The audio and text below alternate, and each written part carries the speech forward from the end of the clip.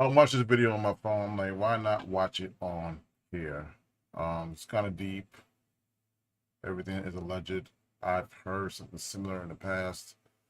Candace Owens may be one of the most gangster journalists on this platform because this is a big no-no to a lot of people. Okay? Now, even with what Mondani did, he said, I will not visit the state of Israel. For those who don't know, when it comes to Israel, those are known as Zionist Jews. And the other Jews, they're not the same. All Jews do not believe in the state of Israel. Okay? That's what I have learned. All Jews do not believe in Zionism. A lot of Jews who are not Zionists are against it. They don't believe it's right to displace the Palestinian people. Now, Candace Owens has been the only figure of her stature when it comes to her celebrity, her influence, to say something publicly and still be platformed. I guess she has too many eyes on her, but if she were a little bit smaller, she would be deplatformed by now. And I'm not scared. She's not scared to know the truth or to say the truth out loud. But this is her arena, so I will let her do the speaking. Again, this does not mean I agree. This is me asking the question, is this true or not? And I will do my own independent research from what I've heard today. You should do the same. Wake up and learn the true history of slavery, because that wasn't exactly a white men sport, okay? Jewish people were the ones that were trading us. Jewish people were in control of the slave trade. They've buried a lot of it, but it's there. Holy crap, guys, it's actually happening. Candace Owens just made a video complaining about Ben Shapiro, and she absolutely drops a nuke on him and the Jews. Let's go ahead and jump into this. This is absolutely insane. I'm here to let you know. Now, black people in general, they should be outraged, but they will not be outraged. They're not used to hearing this narrative. It's not the popular narrative. But if you say white people, that will be the popular narrative. Black people hearing this and taking this seriously, most likely will not happen. Candace Owens is risking her life, her livelihood, because she has the balls to do what most people are scared to do, because apparently the powers that be are owned by the same group of people she's talking about. But this is America, goddammit, and she should be able to say what she wants, because there's things out there I don't like to hear either. And there's people out there with platforms of women, for instance, who hate men, and they are allowed to publicly speak and recruit other people to have the same type of narrative. So if there's people out there who have this freedom of speech, Candace Owens should have it as well. Know that I'm done with it. I am done with it. This one is so fully off of the mother effing plantation. Truly, Ben Shapiro, fuck you and the midget horse that you rode in on. And I say that on behalf of the world.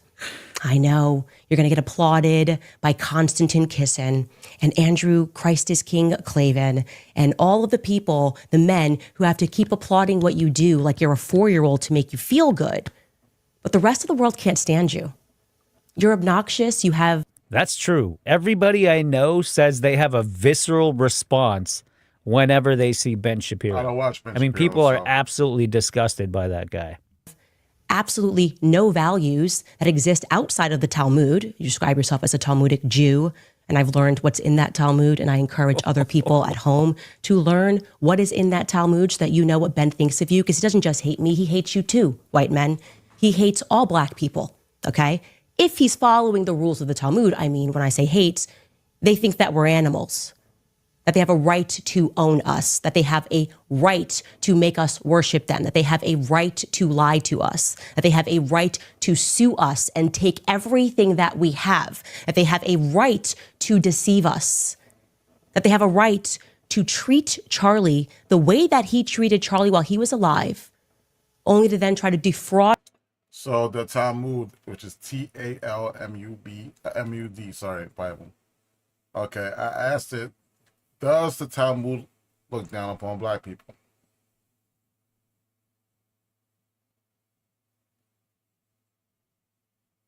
I'll look at it later.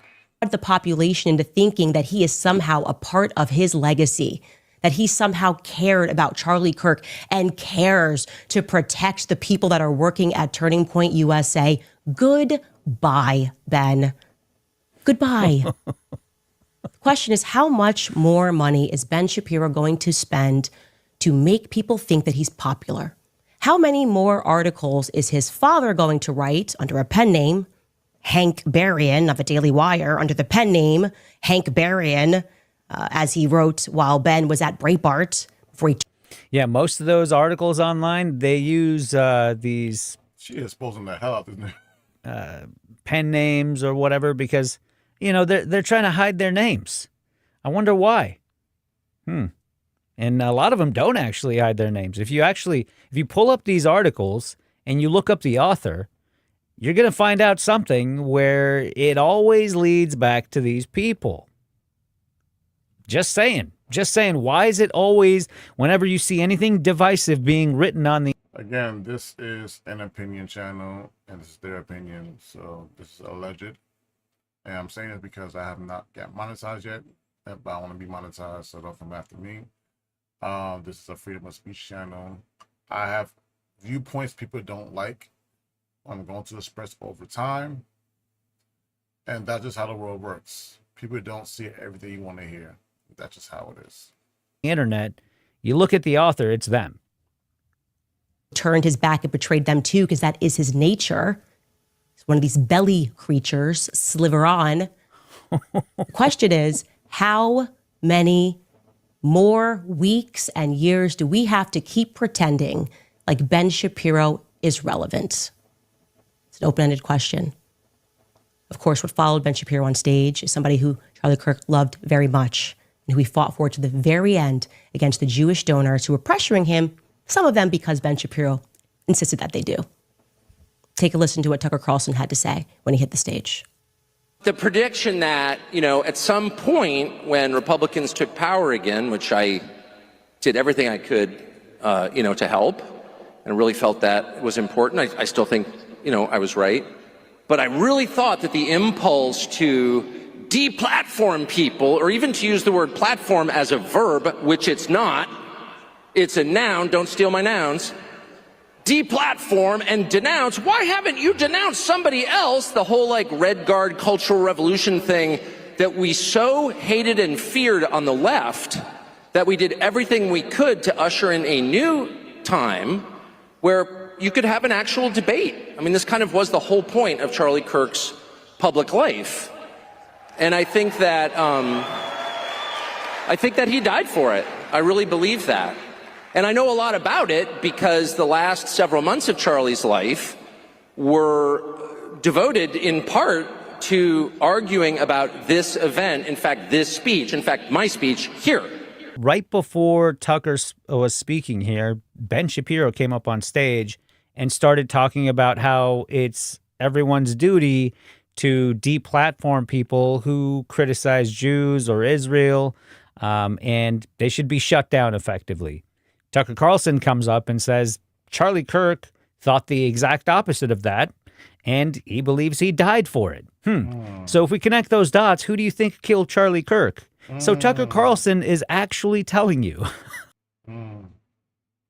what he thinks without telling you directly. I mean, you can't get any clearer than that.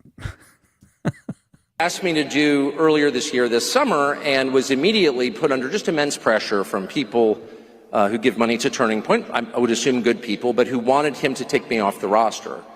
And this has all become public, and the whole thing is so sad that I never talk about it, except to say Charlie stood firm in his often stated and deeply held belief that people should be able to debate, and that if you have something valid to say, if you're telling the truth, you ought to be able to explain it calmly and in detail to people who don't agree with you, and that you shouldn't immediately resort to shut up racist.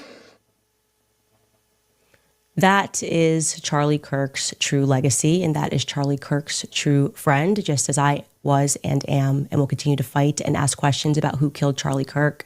And to people that are at home, I implore you to wake up to these people who believe that they are contract lords. I challenge Black Americans to wake up to your true history, because your quarrel is not with white men, okay? Wake up to who publishes these books and keeps us warring with one another. Christians versus Christians, right? Christians versus Muslims. Wake up and learn the true history of slavery, because that wasn't exactly a white men sport. So there's a movie called Goodbye, Uncle Tom. I'm going to play this right now. And in this movie, this is like a blaxploitation style movie. There's a part where I remember where slaves were coming into America, and there was a Jewish man there. It was a slight and quick introduction, but it was so fast.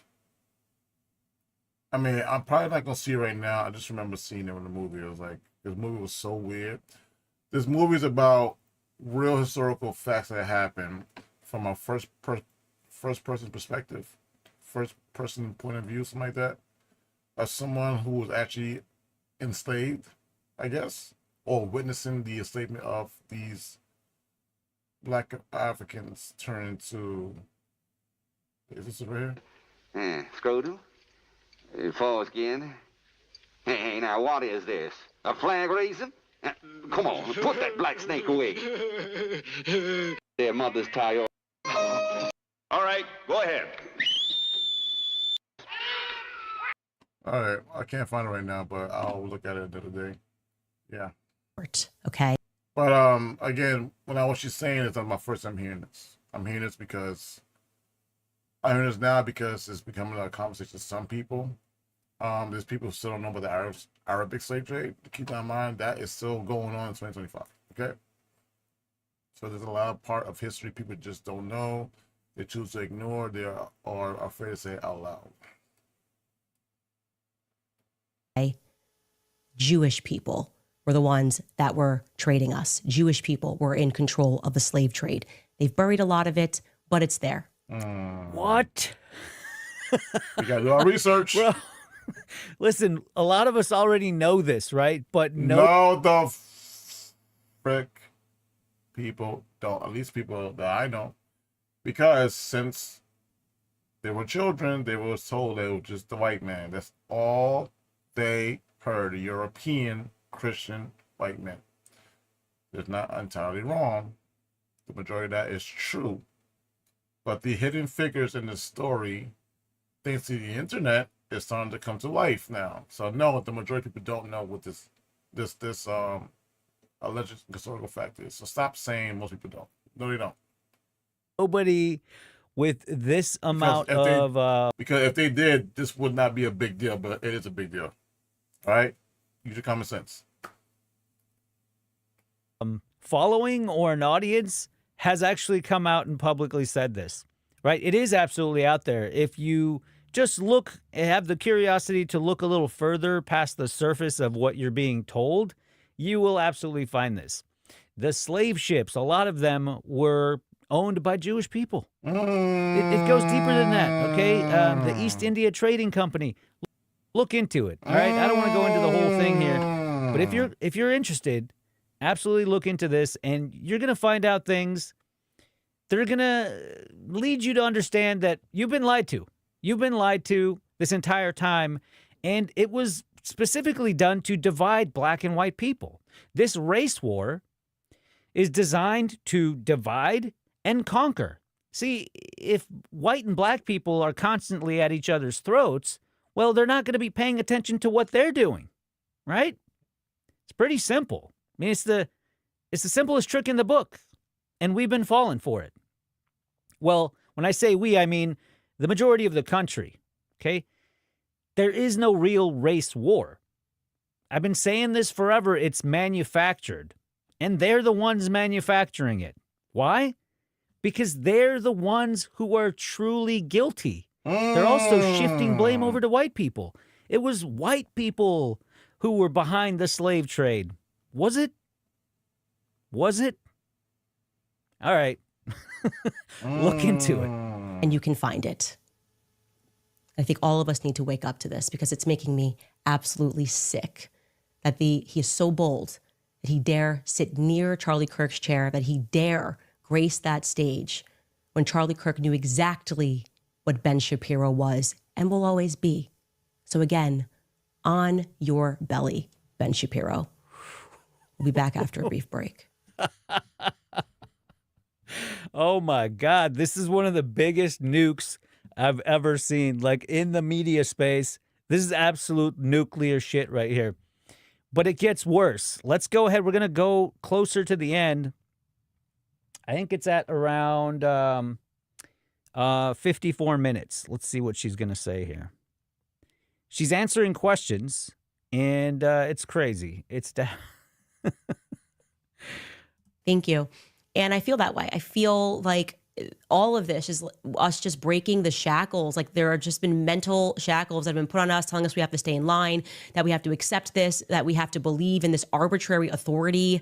And everyone around the world is waking up to it. Like we are just waking up to how absolutely social media duped we have become as a society, believing that this system is fair when it's so clearly rigged in our faces. And yeah, I just hope that people feel inspired to similarly go max and stand up against it. And I don't even care about these lawsuits anymore. I mean, Ben's going to get me a legal letter so fast. I don't care, man. This is your hope. The Pharisees, people who write the laws, and we got the judges and blah, blah, blah. And we'll put you in a private court and sue you for liking tweets. Like you heard him on stage. Like I was like literally sued for liking tweets. You know how petty you have to be to even look at somebody's likes? What are you doing? Like, what are you doing? And then publicly trying to pretend like you care about free speech while you privately sue people who are just trying to leave your company after they're fired. You fired me. Like let me go. Like, please let me go. Stop telling people you're chosen. You are not chosen to do shit except within the synagogue of Satan. Clearly, because everything you do is the manufacturing of lies, bullying, getting people to write articles, smearing, libeling. Yeah, it's pretty explicit what kind of people engage in that sort of stuff. Holy shit. Yo, Candace Owens is the only one who has the balls to say this out loud in public as a celebrity. The only one. She's not a movie actress. She don't care about the industry of entertainment like that. She is in entertainment, but in her own way. YouTube, who owns YouTube? Because freedom of speech. Recently, you got the resources. Freedom of speech. She's not wrong, by the way. She's absolutely telling the truth. Really quick, guys, before I let you guys go, what's happening here, what we're witnessing is a historic event. The whole world is waking up together, and everything that they're trying to do, all of the propaganda, the money that they're spending, they're buying up, TikTok, they're buying up all these different platforms. They said, Netanyahu actually said that they were going to try to convince Elon to start censoring, right? They bought CBS. So they're trying this massive push for propaganda. They got 1,000 pastors that went down to... And look, when it comes to the power of attention, especially black folks, they only care about what's in their screen. They don't care about anything else, no matter how much you're going to keep saying. They're just gonna, until they see it in their faces, and some of the majority of black America, they ain't going to believe a word you're saying. Unfortunately. Candace Owens, she ain't pro-black enough. They're going to just say, oh, whatever, she just hating. But it's going to take a whole, it has to be accepted worldwide for black folks to actually take it seriously. Okay? She's the only big celebrity so far who said it with her voice. It's not the first time someone said this. It's just the way she is, her platform, her angle. It's going to take a different person that black people respect for this to be a thing. Maybe, I'm sorry. I'm pretty sure that's why was the platform, the Nation of Islam. Sorry, I'm pretty sure he been saying the same thing. No, he was gangster with his tongue too. Pause. Extra pause. So I'm pretty sure, yeah, she ain't the first one. That was a big shot. I'll take that back. I apologize. But as of current, yes. But black folks are not going to turn their back and say, Lord, let's redirect this hate toward these certain people. It's almost impossible. Like I said, Mamdani was the closest thing to that. He was like, he is the only one who said he's not going to go visit Israel. I wonder why. That's what got my attention. Because we're so used to hearing it, it's almost like, oh, this is just another day in America. But now, again, like he's saying, we're waking up allegedly, but I would like to see more people cover it. Of course, they might risk their freedom of speech, but if there's strength in numbers, but black folks, for what I've seen, it just has to be on TV. That's the only way they're gonna take it seriously. They're not gonna. It's so unfortunate. To Israel to be trained on how to come back to the U.S. and brainwash people here in their congregations. They've said this openly. So it's not working. That's the beautiful thing about it. They keep trying and trying, and it isn't working. It's unfortunate that it took a genocide to get to this point, but it's over. I think it's over. There's no putting this cat back in the bag. And really quick, I'm going to go ahead and show you something I saw. This is Dave Chappelle doing a stand-up routine, and he actually talks about Bill Maher. But it's really, the important part of this is the audience. Listen to the audience and their reaction to what he says. Bill Maher, the famous comedian. I've known Bill since I was like 18, 19 years old, and I've never said this publicly, but that guy. I'm so tired of this little smug cracker commentary. These motherfuckers act like because I did a comedy festival in Saudi Arabia, I somehow betrayed my principles. They said, well, Saudi Arabia killed a journalist, and rest in peace, Jamal Khashoggi. I'm sorry that he got murdered in such a heinous fashion, but and no buts, like, you know, period. And also, I mean, look, bro, Israel's killed 240 journalists in the last 3 months. So I didn't know y'all was still counting.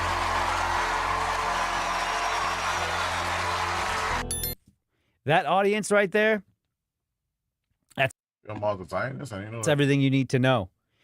Normies around the world are waking up, and they're sick and tired of it. So, you know, these people better start getting their shit together. That's all I'm going to say. There's one thing I do have when it comes to this Jewish thing is I keep hearing about stories of deeds getting stolen from people in Brooklyn. I'm pretty sure it's not just Brooklyn, but I keep hearing the same thing over. I used to do real estate myself, and I've heard and I've seen it for myself. A large Jewish community that owns a lot of real estate when I was in Brooklyn.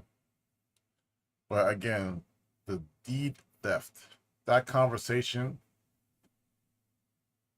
has been highlighted by only one channel so far.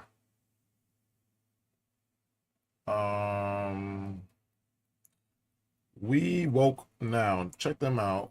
Controversial, doesn't mean it's right.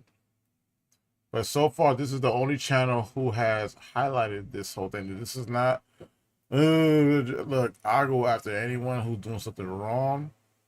And what she said about, according to the Bible, they are allowed or encouraged to look down upon black people. I am not surprised.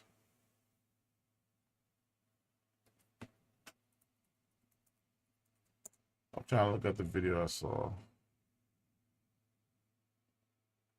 Anyway, there's a bunch of stories of a lot of Jewish people stealing black people's homes.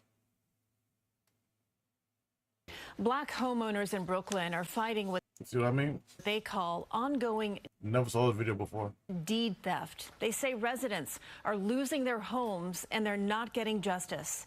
Hannah Klieger breaks down their message and how city and state prosecutors are responding. Activists gathered outside the Brooklyn District Attorney's office this afternoon. People are left homeless, hopeless, and victimized. Their frustration echoed in their voices as this lawyer says he's had dozens of alleged victims coming to him for help. You come to the DA's office because you believe it's a crime. And what the DA's office tells you is go to the Supreme Court and file a civil action. Part of Yo, I'm going through my own stuff now, and I realize, yo, the stuff they have me doing, I have to go over there, go over here, go over here. It's like the average person doesn't have the time to do this. They have jobs. They can't call out of work that much. And you having people wait and then go to an appointment, get there early, so gotta wait another 2 or 3 hours. Oh, it's been canceled, come back again another day. This shit is crazy. I think they do this on purpose because they know people can't really catch themselves up. Others gonna get fired from their job. Their message is a cycle of what they call selective prosecution. Certain cases and serial scammers get a lot of attention, but other cases don't even make it into the courtroom. They are first victimized by cunning crooks and then victimized again by the legal and court system. Now, I did say this is a lot of Jewish on black crime, but I'm not talking about this video in particular. Who knows who they're talking about? But I can't find the video right now. But this is not something new. I heard it's been happening. It just, again, people are now talking about it. This is not an anti-Jew video. This is, it is what it is situation. Just because you're Jewish doesn't mean you're good by nature. Okay? Point blank, period. You can still be Jewish and do something bad. Can we agree to that? You can be a non-Jew, do something bad. Can we agree to that? So if I call out some nonsense, and I'm not scared, I'm not even monetized yet. I just know how people twist words on the internet. So I have to like repeat myself over and over nonstop. That is supposed to, at the very least, listen to their cries for help. DA Eric Gonzalez's office issued a statement that reads they have a robust and active deed fraud unit that secured 31 indictments since 2017, all leading to convictions. Among those, the recent conviction of a man named Sanford Solney, who the courts determined stole the deeds to 11 residential properties. The homes were all returned to their owners. But activists point to cases like these to express their dissatisfaction, saying Mr. Solney had many more victims, and there are many more people engaging in this kind of illegal behavior. They're not going to do anything because of statute of limitations. The Office of New York Attorney General Letitia James says she has got away with her own damn mortgage fraud, so she'd be the right person to do it because she knows how it is. And I mean, no offense, but she got off on some craziness, purely guilty. Anyone else would have been put in jail, but hey, the blue wall silence, right? Has led an effort to pass stronger anti-deed theft laws that give prosecutors more power to protect victims by establishing deed theft as a crime and amending the statute So it's of not a crime limitations yet? for these cases. What? Is deed theft a crime?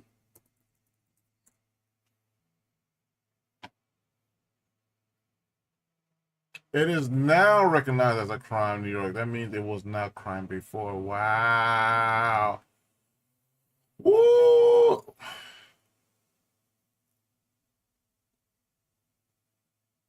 It was not a crime before.